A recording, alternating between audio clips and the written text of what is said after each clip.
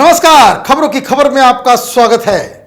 मुंबई की राजनीति में फिर से एक नया भूचाल आ गया है, बवाल मच गया है और महाराष्ट्र के जो चीफ मिनिस्टर हैं उद्धव ठाकरे, उनको पसीना आने लग गया है क्योंकि मैदान में इस पूरे सीए और एनआरसी के डिबेट में राज ठाकरे की एंट्री हो गई है। सिर्फ बहस पे नहीं, एक्शन में, क्योंकि मनसे के कार्यकर्ता अब मुंबई के अलग अलग इलाकों में जाकर के बांग्लादेशियों को और रोहिंग्यास को ढूंढ रहे हैं और उन्हें भगाने में जुट गए हैं। बवाल मचा हुआ है। मैं टेलीविजन पे देख रहा था, ये खबर सिर्फ अभी टाइम्स नाउ पे आई है, शायद कल तक ये हर जगह आए, कि बोरीवली में वो दिख रहा था कि किस तरह से मनसे कार्यकर्ता बाकायदा भगवा टोपी पहन के उन इलाकों में जा रहे हैं जहां बांग्लादेशियों के बारे में उन्हें खबर मिली है कि वहां पे बांग्लादेशी छुपे हुए हैं। अब उनको भगाया जा रहा है। कई लोग मुंबई के अंदर छाती पीटना उन्होंने शुरू कर दिया है। वो कह रहे हैं कि भाई ये तो दादागिरी है, ये ऐसा मनसे के कार्यकर्ता क्यों कर रहे हैं, ये तो बाकायदा बिल्कुल गुंडागर्दी है। लेकिन मैं आपको एक बात बता दूं, इसके ऊपर बहुत सारा प्रोपेगेंडा होने वाला है कल से कि ये जो गुंडागर्दी चल रही है इसे रोकना चाहिए। बवाल इसलिए क्योंकि ये तो लेफ्ट लिबरल कबाल, ये जो शाहीन बाग जो सब लोग बना रहे थे, ये तो हिंदुस्तान के मुसलमानों के लिए बोल रहे थे कि हमारी नागरिकता चली जाएगी। अब देखना यह है कि बांग्लादेशी और रोहिंग्यास के फेवर में कौन लोग छाती पीटने आते हैं और मनसे का विरोध करते हैं। और मैं आपको एक बात बता दूं कि मनसे के कार्यकर्ता कानून को अपने हाथ में नहीं ले रहे हैं, बल्कि कानून की मदद कर रहे हैं, पुलिस की मदद कर रहे हैं। क्योंकि वो कहीं भी जा रहे हैं तो ऐसा नहीं वो पकड़ के मारपीट करके वो भगा रहे हैं, वो बाकायदा चिन्हित कर रहे हैं और सबसे कागज मांग रहे हैं। मनसे का अपना स्टाइल है राजनीति का। तो ये जो लोग शाहीन बाग में चिल्ला रहे हैं कागज नहीं दिखाएंगे, तो मनसे के कार्यकर्ताओं को सारे लोग कागज भी दिखा रहे हैं और अपना प्रूफ भी बता रहे हैं। और सबसे अच्छी बात क्या है कि जो मनसे का ये जो पूरा प्रोग्राम है वो कानून के दायरे के अंदर है, क्योंकि जहां भी उन्हें खबर मिलती है कि यहां रोहिंग्या छुपा हुआ है मुंबई के अंदर या बांग्लादेशी घुसपैठी छुपे हुए हैं, इलीगल तरीके से रह रहे हैं, तो वहां के पुलिस को वो खबर देते हैं। पुलिस वाले को साथ लेकर के आकर के इन सारे लोगों से कागज मांगा जा रहा है और ये लोग कागज दिखाने के लिए मजबूर हो रहे हैं। अब इस मुहिम की वजह से उद्धव ठाकरे बिलबिला उठे हैं। कारण ये है कि ये जो मनसे का जो कार्यक्रम है और राज ठाकरे ने जिस तरीके से लाखों लोगों की एक रैली मुंबई में की और फिर से वो अपना एक नए किस्म की राजनीति उन्होंने शुरू की, झंडा बदल दिया और प्योर एक हिंदुत्व पार्टी। अब उन्होंने वो जो उनका जो डिविसिव एजेंडा था कि नॉर्थ इंडियंस के खिलाफ वो जो जहर उगलते थे, उसको उन्होंने साइड लाइन कर दिया है। पहली बार जब वो उस रैली को संबोधित कर रहे थे तो पहले वो हमेशा कहते थे मराठा मानुस को एड्रेस किया करते थे, लेकिन पहली बार उन्होंने हिंदुओं को एड्रेस किया कि हिंदू भाई बहनों। तो ये जो बदलाव आया है उस वजह से शिवसेना के अंदर में बौखलाहट शुरू हो गई है, क्योंकि शिव सैनिक अब भारी संख्या में राज ठाकरे की ओर वापस आ रहे हैं, क्योंकि उनको लग रहा है कि उद्धव ठाकरे ने पुत्र मोह और सत्ता के लिए हिंदुत्व की विचारधारा के ऊपर इन्होंने कॉम्प्रोमाइज कर लिया है। इसके बारे में मैं आगे कुछ और खुलासे करने जा रहा हूं, क्योंकि दो तीन बातें और ऐसी हुई हैं जिसको लेकर के उद्धव ठाकरे एक दलदल में फंसते नजर आ रहे हैं। लेकिन शिवसेना के अंदर ये जो बौखलाहट है, जो शिव सैनिक भाग के राज ठाकरे के पार्टी में जुड़ रहे हैं, उसकी बहुत सारी खबरें छन के आ रही है कि कई सारे लीडर्स, कुछ एमएलएज और कई सारे लोग अभी राज ठाकरे के संपर्क में हैं। कुछ लोगों ने तो ज्वाइन भी कर लिया और कुछ आगे आने वाले समय में ज्वाइन करने वाले हैं। यह सब कुछ हो ही रहा है।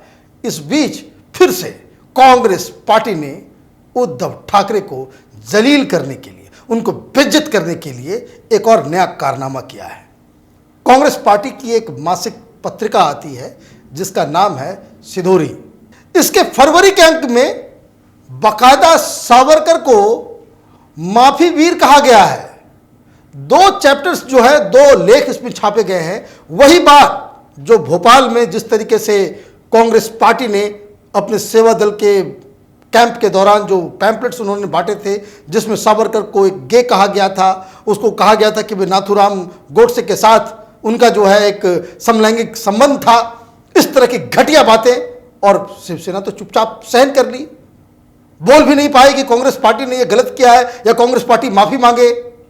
सत्ता और पुत्र मोह की वजह से उद्धव ठाकरे भी चुप रहे।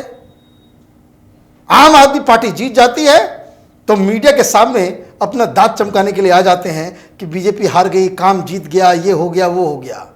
लेकिन कल क्या हुआ है, वहां बवाल मचा हुआ है महाराष्ट्र के अंदर, क्योंकि ये जो सिदोरी मैगजीन है, कांग्रेस पार्टी की ऑफिशियल मैगजीन है, मंथली मैगजीन है ये, इसमें जो फरवरी अंक में 2 चैप्टर्स लगाए गए, उसमें सावरकर को कार बताया गया है और उनके पर्सनालिटी के ऊपर, उनके चरित्र के ऊपर कई सारे सवाल, वो इस तरह के सवाल जो है उठाए गए हैं।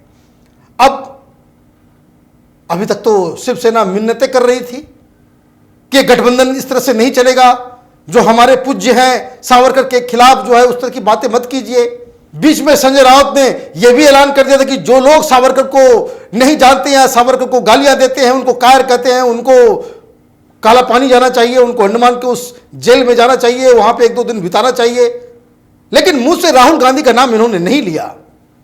अब सवाल यह उठता है कि यह सब होने के बावजूद कांग्रेस पार्टी लगातार उद्धव ठाकरे को इस तरह से जलील क्यों कर रही है। इसकी भी कहानी आ रही है कि जब यह तय हुआ कि इस मैगजीन में, चूंकि ऑफिशियल मैगजीन है तो कई लोग उसमें कमेटी में होंगे, कांग्रेस के लीडर्स होंगे लोकल, तो लोकल लीडर्स बताया जा रहा है कि एक मंत्री कांग्रेस का, उसने मना किया, किसके, संपादक का नाम है रत्नाकर महाजन। तो रत्नाकर महाजन से यह बताया गया कि आप कृपया करके ये जो विवादित 2 लेख हैं सावरकर को लेकर के, उसको आप मत छापे क्योंकि इससे दिक्कत होगी। तो ये रत्नाकर महाजन साहब, इन्होंने दिल्ली फोन कर लिया। दिल्ली में आला कमान से बातचीत हुई, ऑब्वियसली राहुल गांधी के ऑफिस से बातचीत हुई, वहां पे बातचीत में ये डिस्कशन हुआ कि भाई क्या छापना चाहिए या नहीं छापना चाहिए। तो वहां से 2 टूक जवाब मिला कि महाराष्ट्र में जो करना है आप करें। राहुल गांधी ने यह लाइन तय कर दिया है कि सावरकर एक कायर हैं, एक चरित्रहीन व्यक्ति हैं और इसलिए उस पर कोई कॉम्प्रोमाइज नहीं होगा, इसलिए इसको छापा जाए।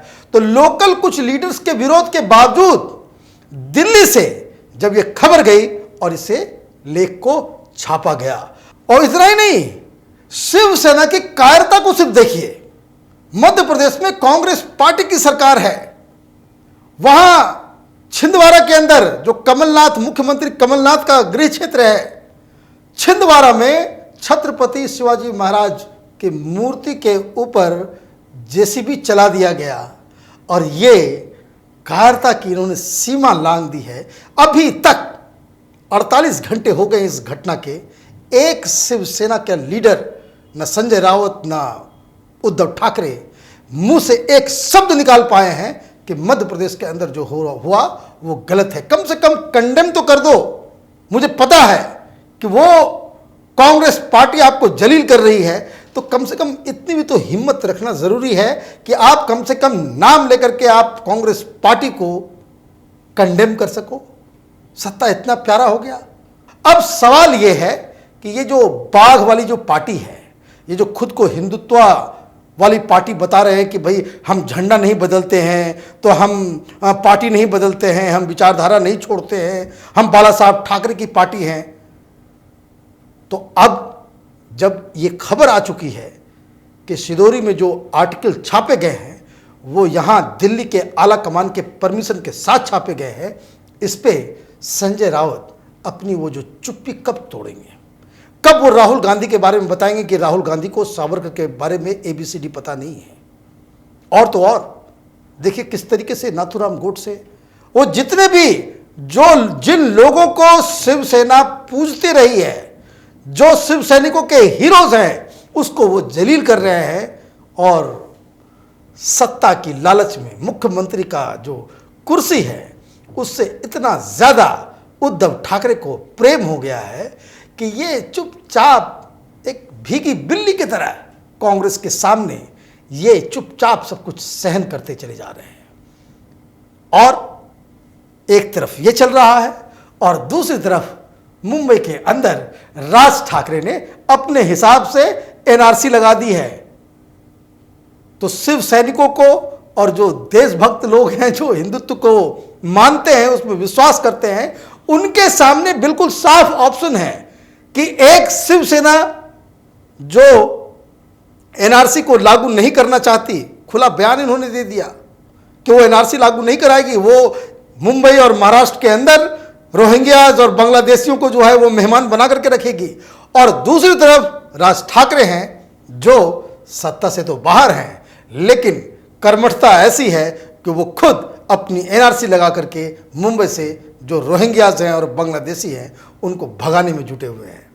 और यही वजह है कि शिवसेना के अंदर खलबली मची हुई है, क्योंकि शिव सैनिकों को लगता है कि एक जिसके पास सब कुछ है, सत्ता है, मुख्यमंत्री है, सारे संसाधन हैं, वो विचारधारा को बिल्कुल त्याग चुका है। और एक राज ठाकरे हैं जो जिनके पास कोई सत्ता नहीं है, कोई पावर नहीं है, लेकिन कर्मठता के साथ, हिम्मत के साथ वो विचारधारा के लिए लड़ाई लड़ते नजर आ रहे हैं। जहां तक मैं शिव सैनिकों को जानता हूं, उनके सामने बहुत ही क्लियर चॉइस है। अब आगे क्या होता है इस पे हमारी नजर बनी रहेगी। क्या शिवसेना कांग्रेस पार्टी का नाम लेकर के, राहुल गांधी का नाम लेकर के इन सारी घटनाओं को कंडेम कर पाती है, या फिर एक मेमने की तरह उल्टे पुल्टे बयान देकर के इस इश्यू के ऊपर उसको पर्दा डालने की कोशिश करती है? इस पे हमारी नज़र बनी रहेगी। आप देखते रहिए कैपिटल टीवी। हमारे वीडियोस को लाइक कीजिए, शेयर कीजिए और हमारे चैनल को सब्सक्राइब कीजिए।